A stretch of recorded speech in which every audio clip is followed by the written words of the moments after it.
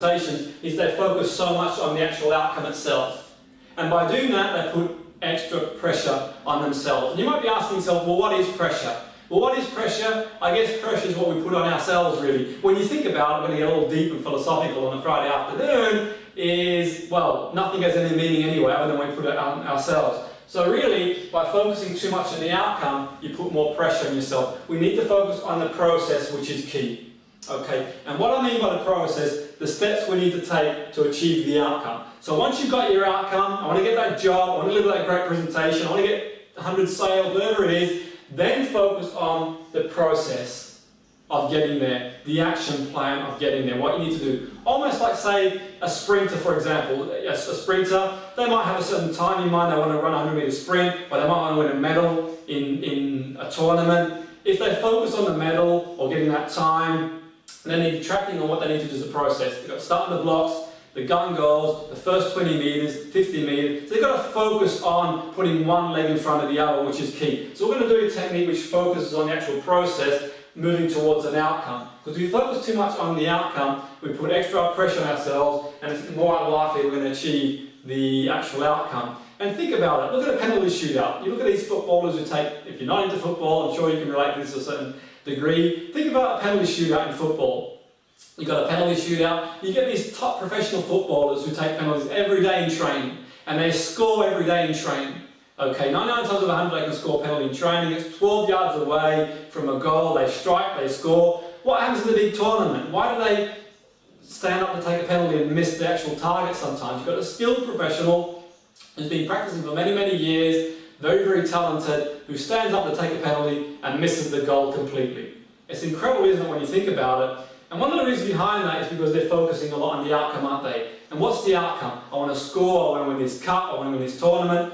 All these things into consideration. As long as they think about that, there's more pressure on themselves. What they need to focus on is the execution of the technique. So for example, as a footballer, you want to look for your target, put your head down, arms out, leg it up for balance to strike the ball. I'm sure you football coaches out there could demonstrate that better than me, but all I'm saying is you've got to focus on that process.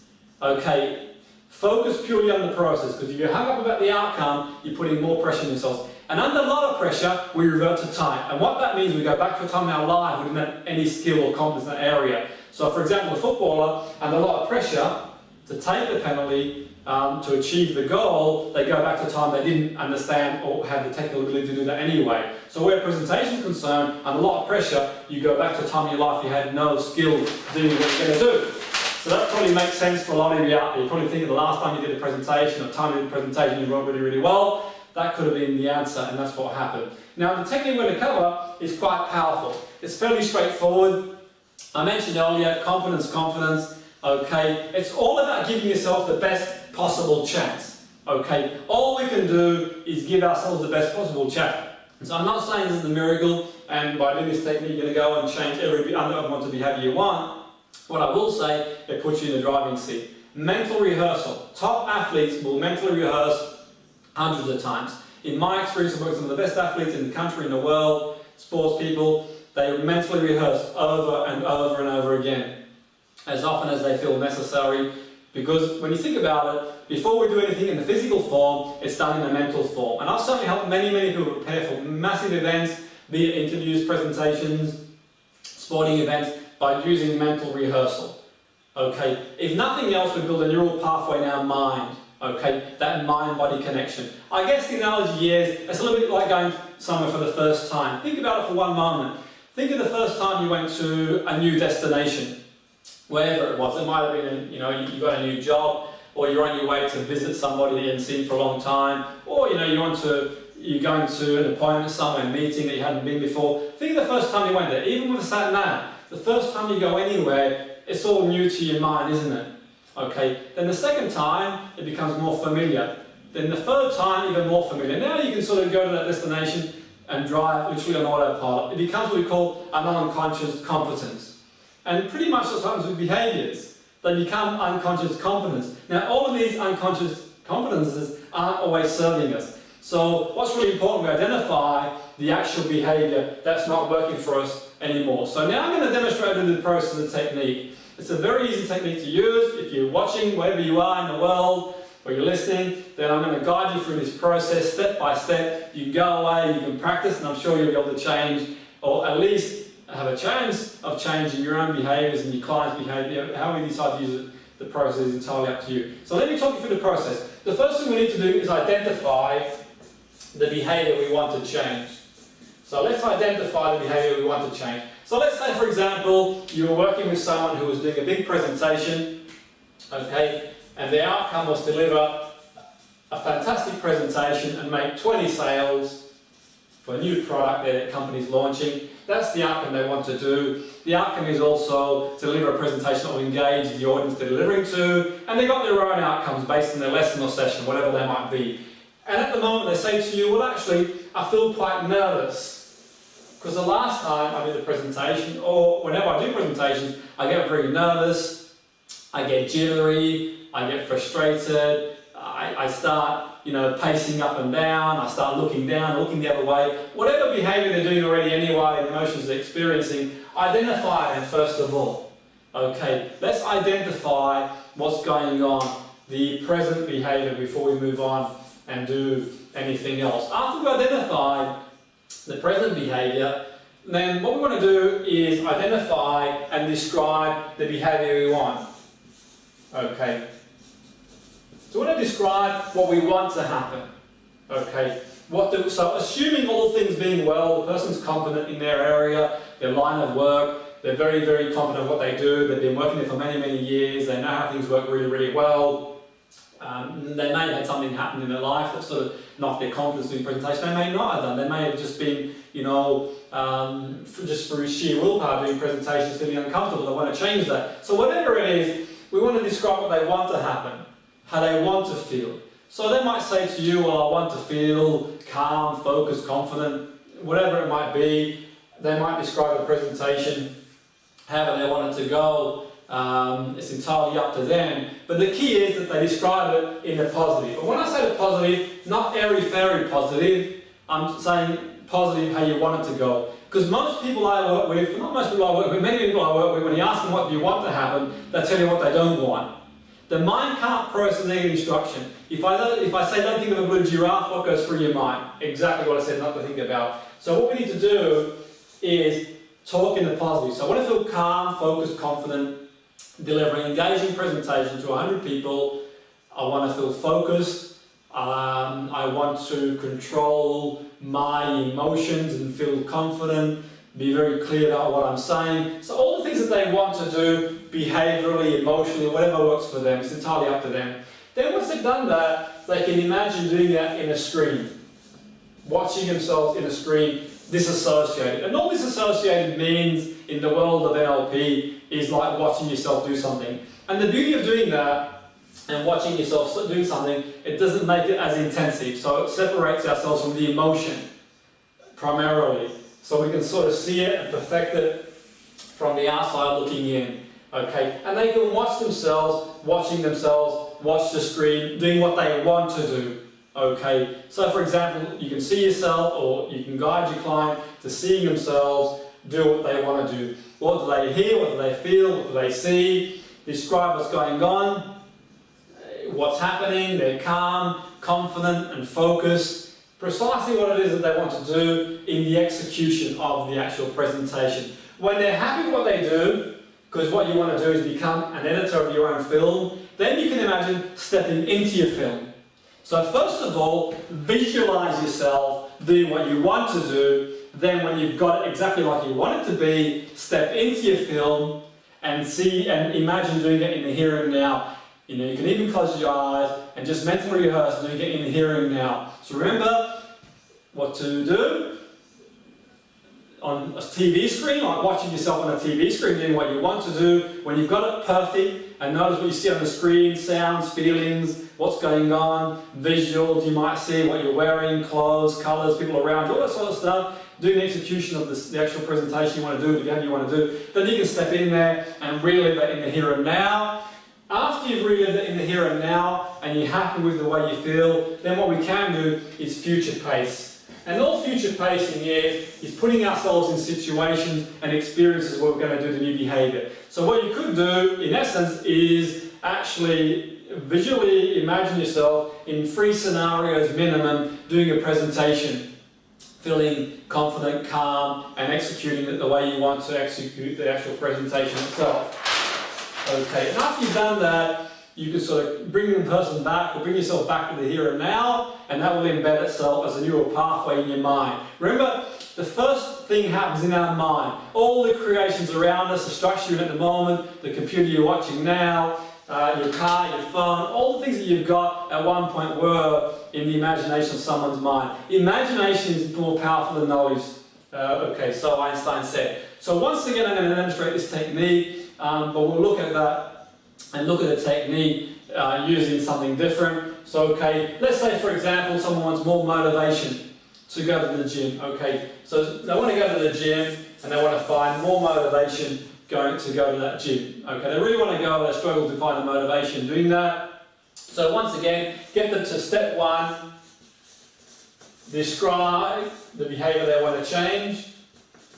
Okay, and that might be, I feel after work, it's 5 o'clock, I've got my mindset, I'm going to the gym, I'm focused on going to the gym, I get in the car, as I drive I decide I'm going to go home and watch a soap or go home and eat and relax, because I can't find that motivation in the gym. So they might talk you through what the actual situation is. The second step is to describe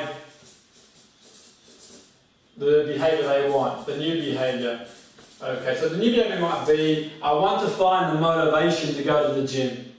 I want to be highly motivated to go to the gym, I want to get in the car and find the motivation, I want to be motivated to go to the gym, do a workout, and work towards achieving my goal, whatever it might be. And you get them to describe what the behaviour is. So it could be, I finish work at 5 o'clock, I walk towards the car, I get in the car, I want to be highly motivated and drive to the gym, park up, get out of the car, go into the gym. Remember, thoughts, feelings and behaviours are all linked together.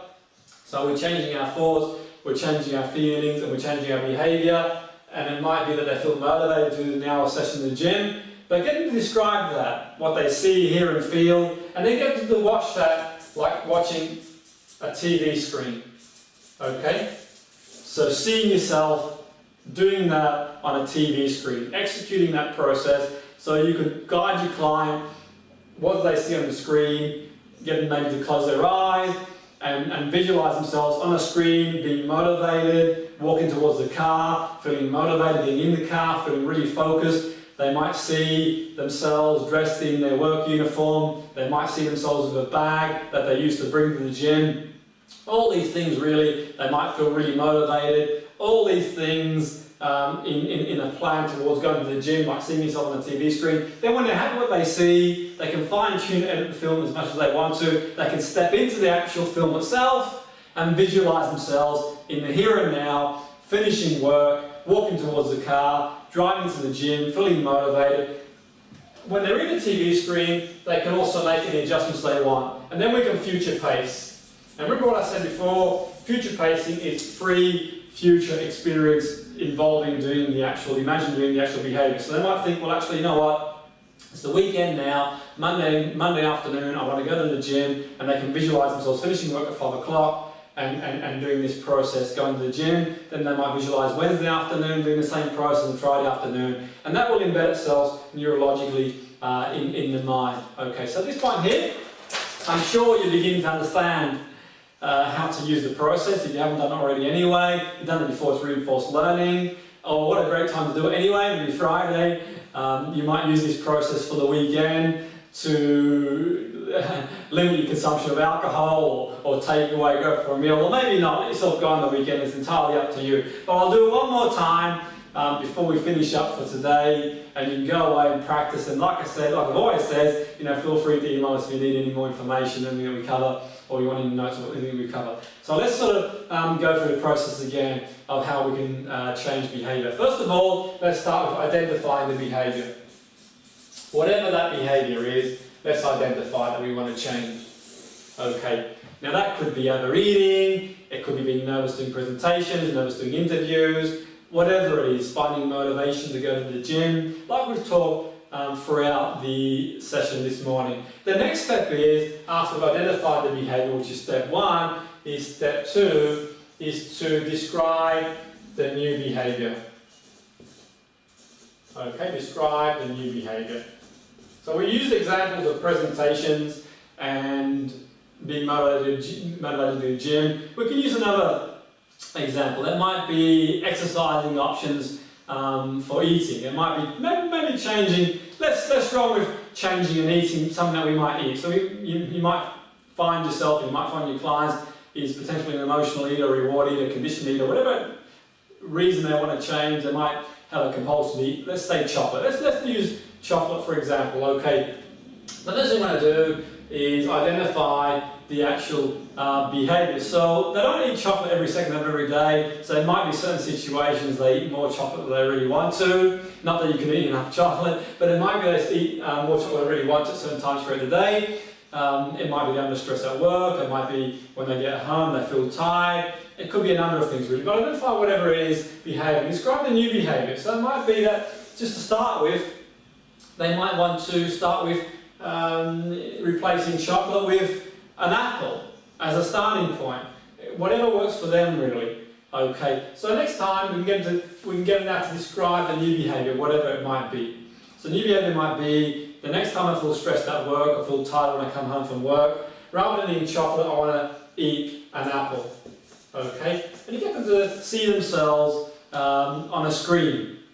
Okay, feeling stressed at work or coming home tired, all these emotions going on inside their mind. When they would usually go and eat excessive amounts of chocolates, they can see themselves like watching a screen, replacing the chocolate with an apple instead, alternatively maybe a glass of water or going for a walk, whatever works for them really, taking it one step at a time, and they can see that on the screen. Notice what they hear, any sounds, any feelings, so you can see that. Until ultimately, when they've got the actual film exactly what they want it to be, they can step in there and live it in the here and now, which is the third step, is to step into the film and live in the here and now. And imagine being in a situation in the here and now where you feel stressed at work, or you feel tired after you've come home from work, where you would normally go eat chocolate, now you eat an apple. Imagine doing it in the here and now. And after you've done that and you've got that perfect, then you can think of free experiences in the future where you're stressed at work, but you come home and feel tired, rather than eating chocolate, you end up eating an apple. Think of free experiences to embed that in the mind, okay, which is key. Now this technique works for pretty much any behaviour. It's not the only technique we can use for behavioural change. It's one of many. It's quite a powerful, user-friendly technique. Sometimes people say to me, can we do more harm than good by using this technique? Well, when you think about it, this is what goes through the mind anyway. So I guess with all things, if the intention is there and positive, it can only be a positive thing really. And I suppose in the end you might be thinking, well, it's pretty straightforward. Well, for the person who's struggling with a behaviour, I always say it's only easy when you know it. Okay, it might be easy for you, and you see a lot of people, even coaches and therapists for example, someone comes along and they're struggling to do a presentation or to change an eating habit or get motivation, and they think of their own frame of reference. I always think, you've got to think impartially here, because in the end, we've all arrived to our own destination for one reason or the other, and the key is, it's only easy when you know it. So you might know, but the person you're working with doesn't know, and you can't do it for them. You can't do somebody else's press-ups for them. So in the end, one of the best ways to do the process is to facilitate. And quite often when you think about it, as human beings, we look for the most complex of answers. Maybe it might come from mainstream education, conditioning, but we do sometimes ask for and look for the most complex of ways of solving different issues. Sometimes the easiest ways are the best and the most user-friendly ways. The only thing I would say, to make a point, if you're struggling to find a time in your life where you've done the actual behaviour that you want to do, or struggling to relate to that, you can find a role model. Let's say, for example, you're going to do a presentation, you might decide, well, I can use a role model. You might have someone who's a very good public speaker, and imagine stepping in for them momentarily, standing in for them, and then not necessarily becoming them, but sort of using them as a role model to learn. That's how we learn behaviour. That's how baby learns. There's no reason why we can't learn other people. So you might pick someone you really admire as a public speaker, and you might imagine standing in for them momentarily. How do they stand? How do they walk? How do they talk? How do they think? How do they feel? And that can go a long way towards you changing anything that you might want to change for yourself, or changing your strategy that's not working for you anymore. So just finally, before we wrap up for the day, what are we just going to surmise what we covered? Remember, the new behavior generator works in these series of steps. So first of all, step one, what we want to do is decide on the behavior you want to change. Decide and describe the behavior you want to change. Step two is describe the behavior you want. What you want to happen in the positive. Remember, we can't press negative instruction. Don't think we'll do a giraffe in the positive. Then having done that, we can imagine ourselves watching a TV screen, doing what we want to do, the execution of the plan, whatever it might be. So you see yourself, notice the colours, the sounds, the feelings, like watching a screen, almost like editing your own film. Okay, seeing yourself, do that. Then after you've done that, step three, in the here and now. Imagine jumping in the film or being in the film and executing the plan that you want to do in the here and now. When you're happy with what you're going to be doing in the here and now, and you're doing that new behaviour, that new skill, whatever it is, finally you can move on to the last step. 4 is future pace. Imagine 3 experiences where you'll be using the new behaviour, and from there it should embed itself in the mind. It's a very, very powerful process. And quite a useful process. I've done it for many, many years with many people in business, for presentations, interviews, for sports people, and I've seen a huge amounts of success with people using the process. I've helped people prepare for interviews, who've been struggling, been nervous, people with presentations. It's quite a user-friendly process, and it puts you in a driving seat. If nothing else, we give ourselves the best possible chance to achieve a positive outcome, which is what we all want. So I'd like to thank you all for tuning in today. I've certainly enjoyed covering the new behavior generator. Till next time, you can join us. I hope you have a great weekend, and whatever you're doing, wherever you are in the world, enjoy your weekend. And certainly feel free to email me or anybody at the Centre of Excellence team if you've got any questions or any notes we covered today, or any assistance you might have with any coursework, or if we can help in any other way. Once again, I want to thank you all for tuning in. Have a great Friday afternoon if you're in the UK, or if you're anywhere else in the world, in the morning or in the evening. Enjoy your Friday, enjoy the weekend. Thank you, and goodbye.